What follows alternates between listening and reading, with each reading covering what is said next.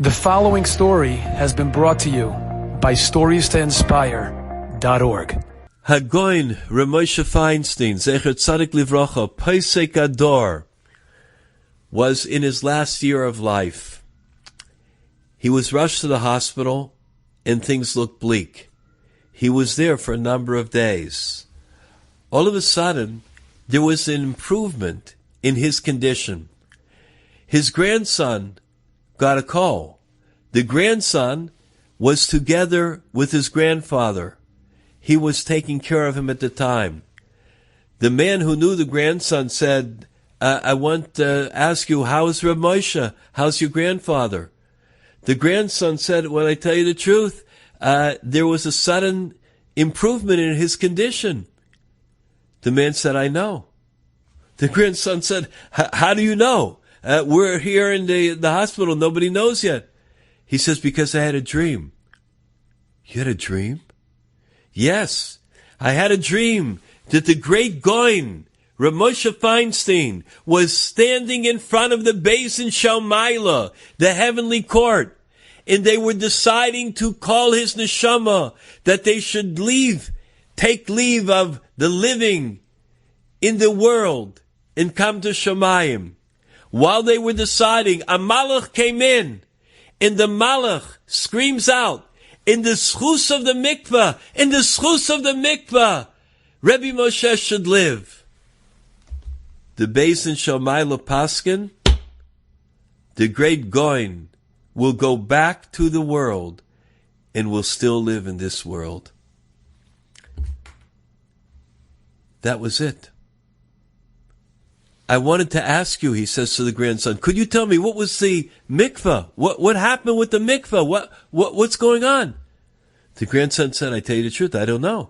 But I'll ask my grandmother. I'll ask the Rebbitzin. Maybe she knows. He ran after that to his great Rebbitzin Feinstein, Zichrono Livrocha. What a tzadekes. What a dugma for everybody to look up to and to learn from. And he said, Baba, could you tell me, what's the ma'aser of the mikveh? She says, yes, I could tell you.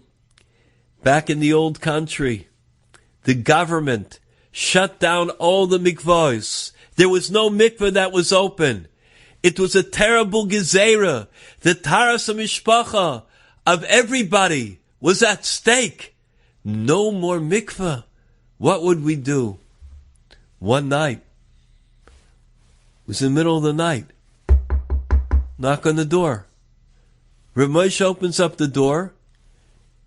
Big man comes in, an Eina Yehudi, sits at the table. Reb Moshe pours him a drink, gives him a little bit wine. Reb Moshe takes out a good sum of money and gives it over to the person, and he takes it. I watched all of this. I didn't know what was going on. So I asked him, after the person left, Reb Moshe, what was all that? He said, I want you to know that the government has fashioned a waterway on the outskirts of town. I spoke there to a builder who I saw as a very trustworthy person. And I asked him if there is any way that we could build a mikveh that people would not know about, that would be in a way off the beaten path, that we could continue this beautiful mitzvah gedola of taras mishpacha. Me'es Hashem hoisozois. It was from Hashem. The builder agreed. He was willing to take the risk, of course, for a huge sum of money. So I am paying him every so often that he should work on this mikveh. After a number of weeks, Reb Moshe, at midnight, got up. He would say Tehillim. He would say Vidoy.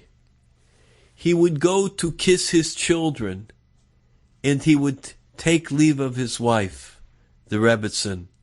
He wanted to go to inspect the mikveh to make sure that it was according to halacha, very intricate details of halacha on a mikveh, to make sure that everything was perfect.